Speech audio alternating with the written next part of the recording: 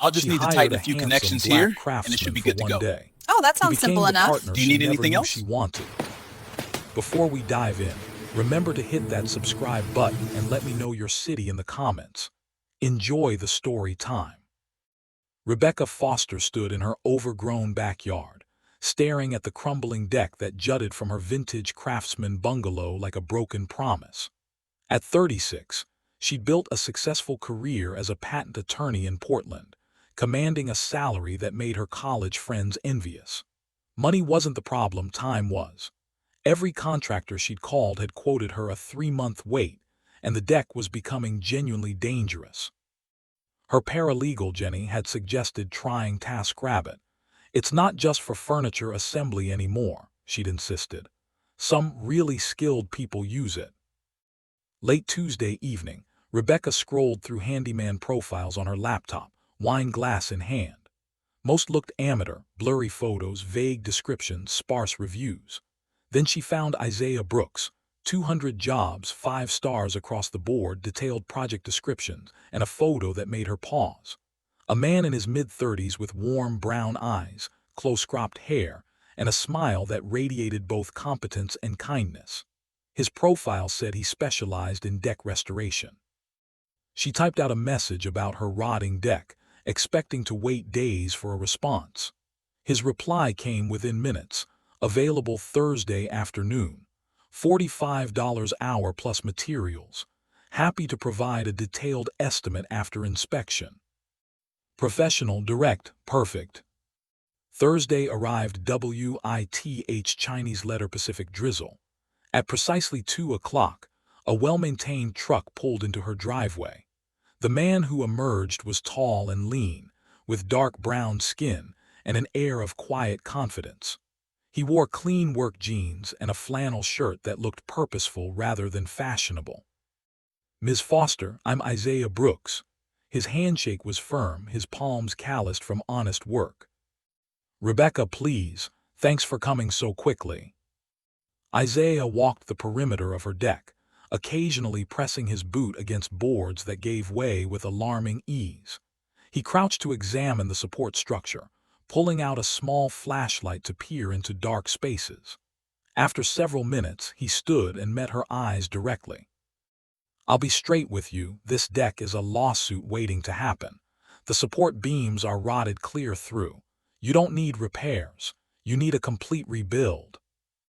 Rebecca's heart sank. "How much are we talking?" "Around 8,000, including materials. It's a solid week of work, maybe more if I find additional problems once I start tearing things apart." A week, she ran calculations in her head.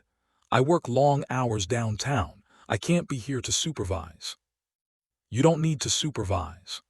Isaiah pulled out a tablet, his movements practiced and efficient. "You give me a key, I arrive at 8, work until 4, lock everything up secure. You check progress each evening. I'll send photos throughout the day so you know exactly what's happening." Rebecca hesitated. Giving a stranger access to her home felt like standing at the edge of a cliff. Isaiah seemed to read her uncertainty. "Look, I completely understand if that's asking too much trust from someone you just met.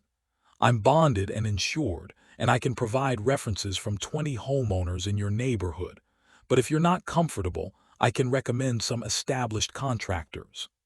His straightforward honesty, the lack of sales pressure, somehow made the decision easier. "No," she said, surprising herself. "I trust you. When can you start?" "Monday morning, if you approve my estimate." He turned his tablet toward her, showing a meticulously detailed breakdown. Materials listed by type and quantity, labor hours estimated for each phase, even a timeline with daily goals.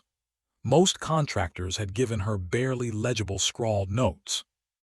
"This is incredibly thorough. I like people to know exactly what they're paying for." He smiled, and something about that smile made her feel like she'd made the right choice. As Isaiah loaded his tools back into his truck, Rebecca's neighbor, Diane Chen, appeared at the fence line with the aggressive friendliness of someone hunting for gossip. "Who was that?" Diane asked, her eyes tracking Isaiah's departure. A contractor. He's going to rebuild my deck. He's black, Diane said it like a diagnosis. Are you sure that's wise? You're going to give him a key to your house. The question landed like a slap. Rebecca felt her jaw tighten. He's a professional contractor, Diane. His qualifications have nothing to do with his race. After Diane retreated, Rebecca stood alone in her yard, feeling unsettled in a way she couldn't quite name. She considered herself progressive, had marched in protests, donated to the right causes. But would she have hesitated to hand over her key if Isaiah had been white? The honest answer made her uncomfortable. Monday morning, she left the house key in the lockbox as arranged, then spent her commute second-guessing the decision. By the time she returned home at 6:15, her anxiety had built to a low hum. What she found stopped her in her tracks. The old deck had been completely demolished, every board removed, everything stacked in neat piles organized by material type. The area had been swept clean. A handwritten note waited on her kitchen counter. Day 1 complete. Removed all decking and discovered additional rot in 2 support posts. Will need to replace those tomorrow. Everything secured for safety. New lumber arrives Tuesday morning. Isaiah. The precision impressed her. The consideration, leaving the note where she'd see it immediately, organizing the debris, securing everything, felt almost old-fashioned in its thoughtfulness.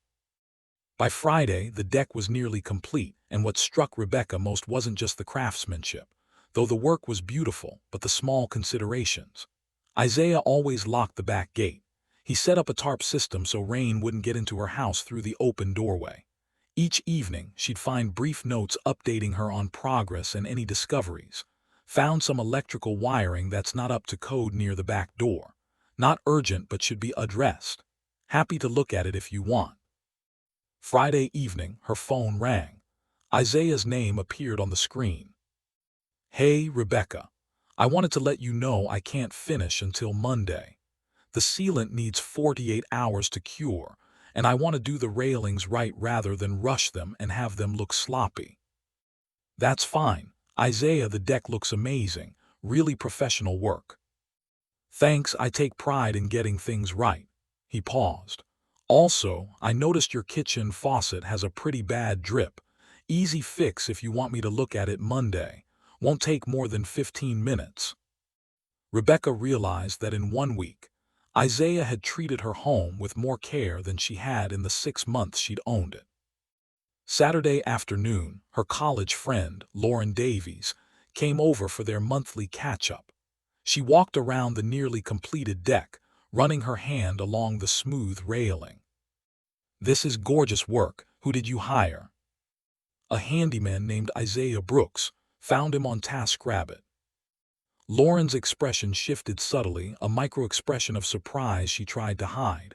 TaskRabbit, that's bold. Did you vet him? I mean, obviously you did, but... She trailed off, then recovered. Is he white? No, he's black. Why does that matter? Lauren looked genuinely uncomfortable.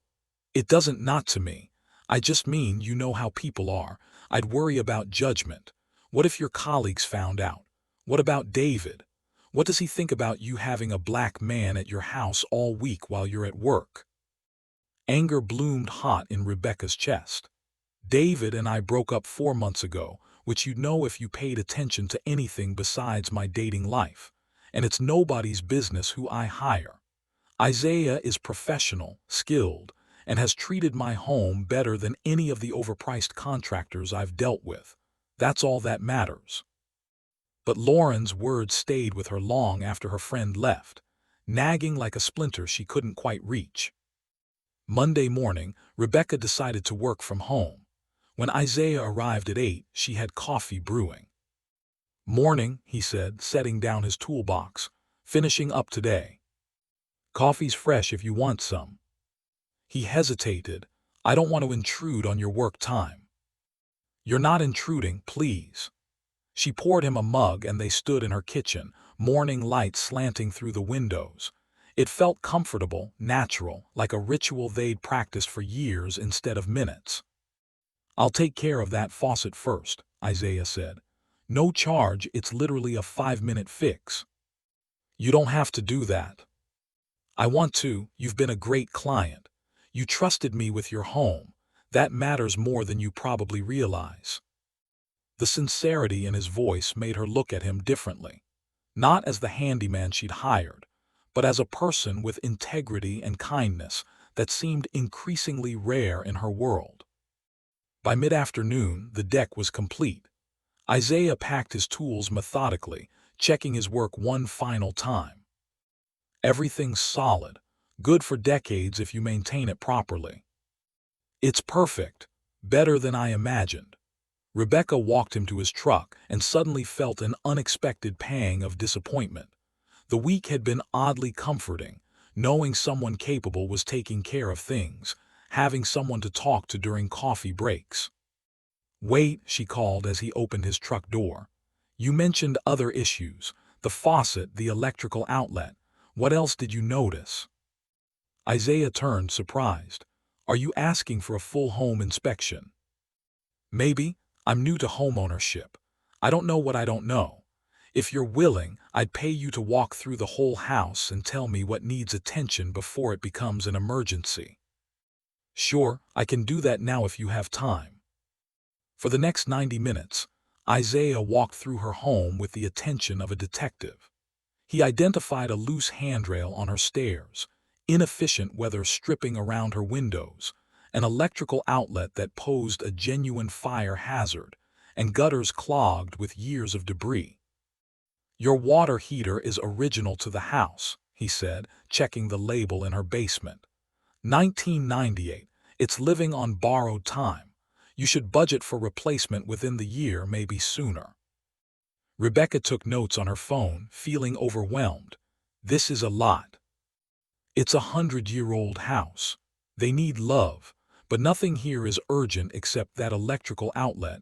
I can fix that today if you want. Takes an hour. Please, she paused, then made an impulsive decision. Isaiah, would you be willing to come back regularly, like weekly maintenance? I'll pay your full hourly rate, I'd rather not wait until things break. Isaiah studied her carefully. That's not really necessary for most homeowners. You could just call me when something needs fixing. I know, but I like the preventive approach, and honestly, she allowed herself a moment of vulnerability. I trust you, that's rare for me. Something shifted in Isaiah's expression, a guardedness softening. Okay, I can do Thursday afternoons, 2 hours a week. We'll work through your list systematically. Perfect. Over the next month, Thursday afternoons became a routine Rebecca looked forward to more than she wanted to admit. Isaiah would arrive at 2, and Rebecca, working from home, would make coffee. They'd chat during his breaks, casual conversations that gradually deepened into real talks. She learned he was 35, a Navy veteran who'd started his handyman business after his service ended. He'd learned his skills from his grandfather and refined them in the military. Why not work for a big construction company? She asked one Thursday. You'd probably make more money with benefits. Money isn't everything. Isaiah was replacing a broken window latch, his hands steady and sure. I like being my own boss, setting my own standards. And honestly, big companies don't always hire people who look like me for management positions. Being self-employed means I control my own destiny. The casual mention of racism stung, partly because Rebecca knew it was true, and partly because she'd never had to think about such barriers. I'm sorry you've experienced that. It's reality, but I built something I'm proud of. That matters more than what might have been. His resilience impressed her. Most people in her circle complained about minor inconveniences, slow Wi-Fi, delayed flights. Isaiah talked about genuine obstacles with matter-of-fact grace. Their conversations continued to deepen. He was fascinated by patent law. The idea of protecting innovation appealed to his craftsman sensibility. She was interested in the variety of his work, the problem-solving each job required. One Thursday in late autumn, as Isaiah repaired a sticky door hinge, her ex-boyfriend David showed up unannounced. David, white, wealthy, Yale Law, had a key he apparently hadn't returned. "Rebecca, we need to talk." He stopped when he saw Isaiah. "Who's this?" "Isaiah Brooks. I handle maintenance for Rebecca's home." Isaiah extended his hand, professional and unruffled. David ignored it. "You're working from home with a handyman here. That's cozy." The implication was gross enough that Rebecca felt her face flush with anger. "David, unless you're here to return my key, you need to leave. Now." After David stormed out, Isaiah started packing his tools. "I should probably go." "No, he's an ass. Don't let him ruin our afternoon." "Rebecca, I don't want to cause problems in your life." "You're not causing problems, he is." He was always dismissive of people he considered beneath him professionally. She caught herself hearing her own words. "Not that I." "Is that how you saw me at first?" Isaiah's voice was quiet, not accusatory, just curious. "As beneath you." Rebecca thought about her initial hesitation about the key, about Diane's comment, about her own unexamined assumptions. "Honestly, I had biases I didn't recognize. Hiring you taught me to examine them." She met his eyes directly. "I see you now, Isaiah, not as my handyman, as my friend, if that's okay." A smile spread across his face, genuine and warm. "Yeah, that's more than okay." The Thursday routine continued, but the dynamic had shifted. They were real friends now. Isaiah talked about his sister Vanessa, a high school teacher struggling with an underfunded school system. He talked about his best friend Marcus, who just opened a coffee shop in North Portland. Rebecca talked about the pressure at her firm, her strained relationship with her perfectionist parents, the isolation she felt in her privileged world. "Everyone in my circle is the same," she confessed one afternoon. "Wealthy, white, went to the right schools. Nobody talks about real things, fear, failure, what actually matters. It's exhausting pretending everything's always fine." "Sounds like you need different friends." At 36, changing your social circle feels impossible. Not impossible, just scary, but growth usually is. The simple wisdom in his words struck her. The following Thursday, Rebecca suggested lunch. "Let me buy you lunch. There's a Vietnamese place I love." "We're friends, right?" Isaiah smiled. "Friends split the check." At the restaurant, Rebecca noticed the stares. A white woman and a black man having lunch, laughing together. She felt the weight of strangers' assumptions like a physical pressure. "Is this uncomfortable for you?" she asked quietly. "Being seen with me?" "No." Isaiah's voice was gentle but firm. "What's uncomfortable is knowing people make assumptions about both of us, that you're some white savior or that I'm—" He didn't finish. "Dangerous," Rebecca supplied, her voice barely above a whisper. "Or using me." "Those are their problems, not ours. We're two friends having lunch. That's all that matters." "How do you handle it? The judgment, the assumptions, the racism?" Isaiah considered the question seriously. "By controlling what I can control, my work quality, my integrity, my character. I can't change how people see me, but I can be someone I'm proud of. That has to be enough." His grace humbled her. That Friday, her colleague Angela invited her for happy hour. 3 drinks in, Angela's filter disappeared. "Lauren mentioned you have some guy at your house every Thursday. A contractor or something." "I have a friend who does some maintenance work, that's all." "A friend who's a contractor," Angela laughed. "Rebecca, you pay people like that, you don't befriend them, there's a line." The statement crystallized something Rebecca had been feeling for months, the rigid, unspoken rules of her world. You didn't befriend the help. You didn't cross class lines. You stayed in your lane. But Isaiah was her friend, maybe her best friend. He listened without judgment, saw her without the professional armor she wore everywhere else. "Angela, maybe I'm tired of those rules. Maybe I want friends who are real, who talk about things that matter." We're real. Are we? When's the last time we had a conversation about something other than billable hours and vacation plans? That's networking, not friendship. Rebecca left the bar feeling simultaneously free and terrified. Isaiah was changing her, and she wasn't sure where it would lead. The next Thursday, Rebecca had wine poured when Isaiah arrived. "I realized something this week," she said as they sat on her completed deck, watching the sunset paint the sky orange and pink. "You're the best friend I have. I wanted to acknowledge that. Thank you, Isaiah, for seeing me." Isaiah clinked his glass to Rebecca's. The crystal sang. "Same, Rebecca. You reminded me not everyone sees race first, that some people genuinely care about character. That's rare." A comfortable silence settled, deepening as evening fell. Rebecca felt the shift. This was no longer simple friendship. It was terrifyingly, wonderfully complicated. 2 months later, Rebecca's pipes burst. She called Isaiah. He arrived in 20 minutes, tool bag in hand. He worked until 2 a.m., fixing the break and cleaning the water. Exhausted, they collapsed onto her couch. "I can't thank you enough," Rebecca sighed. "That's what friends do." Isaiah stood, swaying with fatigue.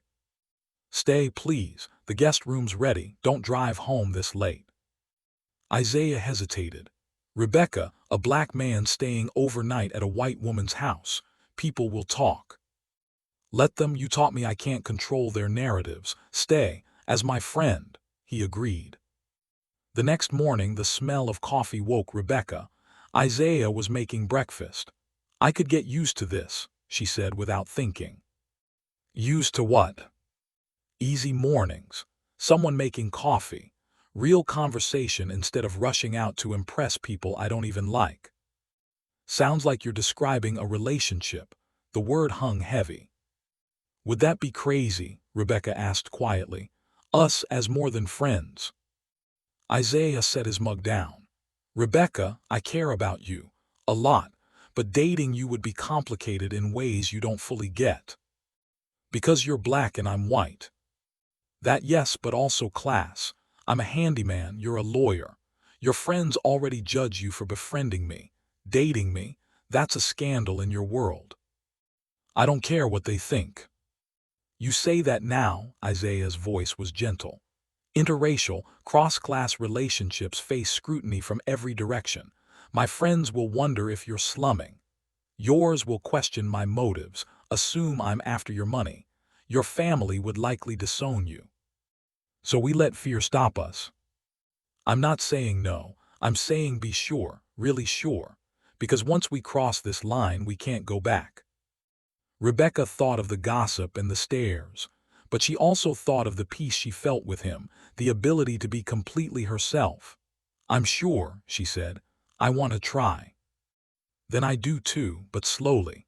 Let's go on an actual date, see how it feels outside these walls." They planned dinner at Marcus's coffee shop. Seeing Isaiah dressed up dark jeans, a button-down shirt, made Rebecca's stomach flutter. Marcus, the owner, grinned. "So this is the famous Rebecca.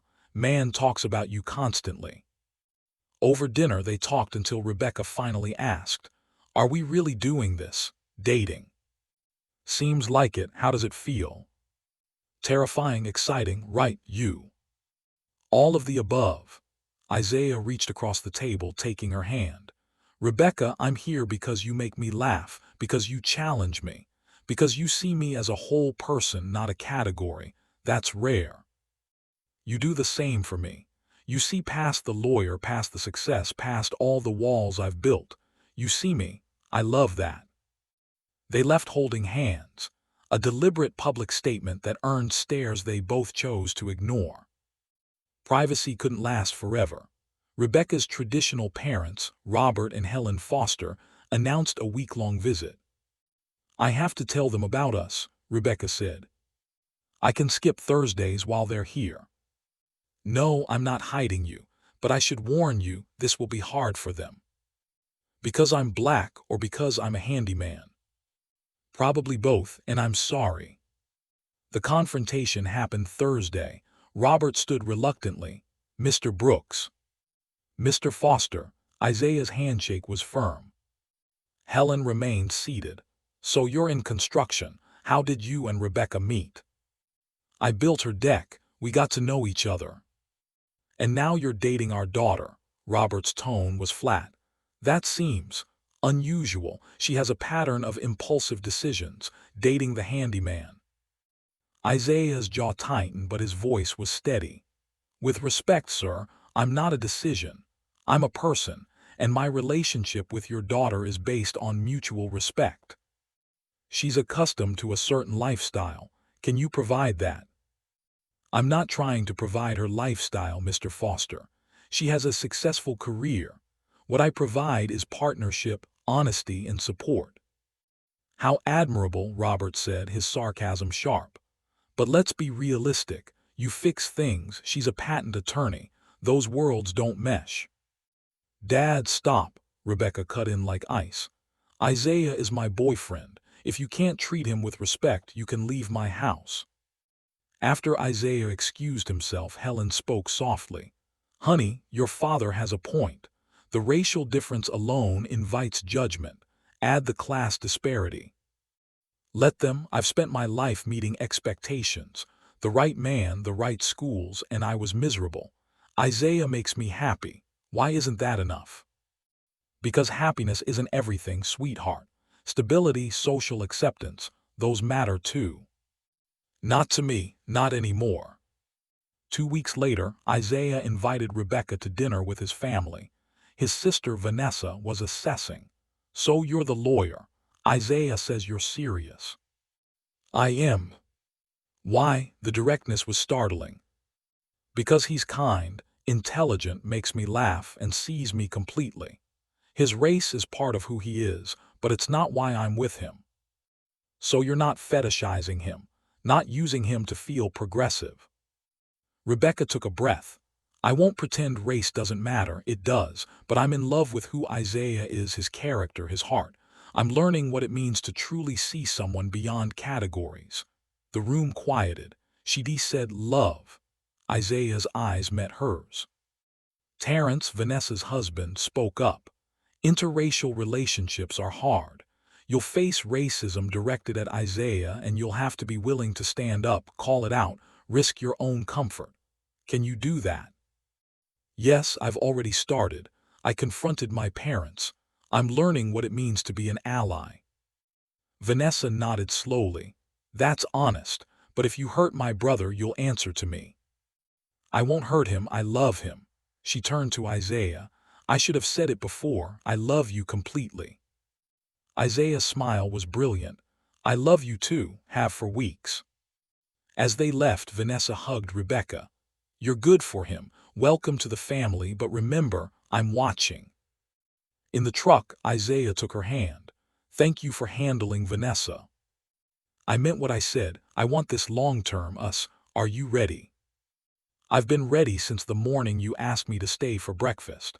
That's when I knew this woman is special. 3 months later, Rebecca invited Isaiah to her firm's holiday party. You're bringing the handyman. People will talk, her colleague Angela scoffed. His name is Isaiah and he's my boyfriend. Let them talk. At the party, senior partner Charles Westbrook approached with condescension. So you're Rebecca's friend. What do you do? I own a residential and commercial maintenance business.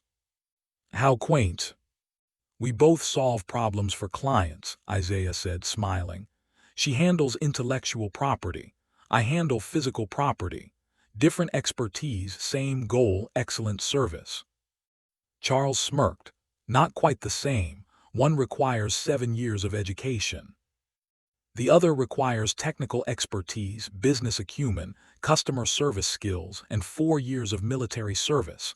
Isaiah finished smoothly. I'm proud of what I've built with my own hands.